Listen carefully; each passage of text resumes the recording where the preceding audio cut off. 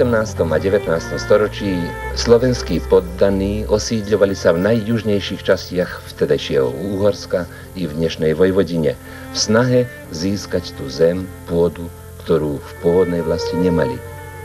Do Aradáča prví Slováci prišli roku 1786 na panstvo Izáka Kiša.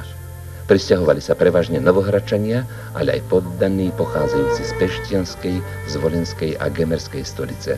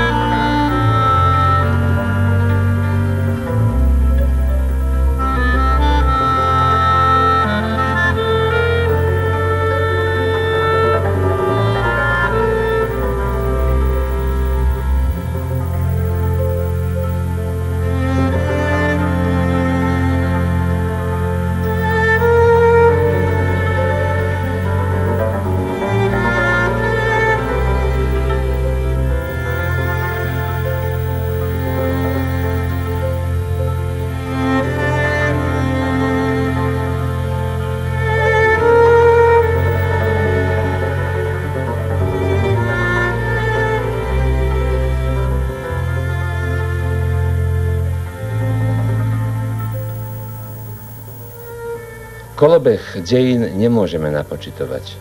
Svedok jednej doby je aj mamička Mučajová, 85-ročná, a váš dom, mamička, je upravený a váš dom, aj vaša izba je upravená ako voľakedy. Ako voľakedy. Ako keď som bola mladá, keď som sa vydala už toľko rokov. Ako vaši predkovia, však? Akí moji predkovia. A povedzte mi, pamätáte sa vy na vašu mladosť? Pamätám, ako som sa patila. Čo ste robili? Čo ste robili napríklad v lete? V lete som robila žito a povriesla, od 2 hodín stávala a povriesla tá šla robiť. A koľko hodín ste spali potom? A už keľko bolo.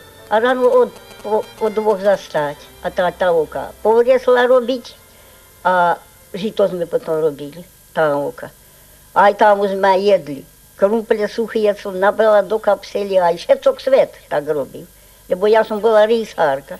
Všetci, len robili. Len robili. Rukami kosili dookola, 5 láncov zachytili a kosili. A ste aj spievali? Aj spievali. Mohli by ste nám zaspievať? Môžem. Keď som išiel od poľa vás, zanoňam vycitrovú vás. Keď som išiel okolo, srdiečko mňa bolelo, že som nebol včera u vás. Ak som nebol, ale pôjdem, tvoju mater prosiť budem, tvoju mater, mamičku, dajte mi mne Aničku, dajte vy mne za ženičku. Ak vy mne tu nedáte, dajte si ju vymaľúvať, na to dverce na vrata, aj tak je ní bohatá, a ja pôjdem maširúvať.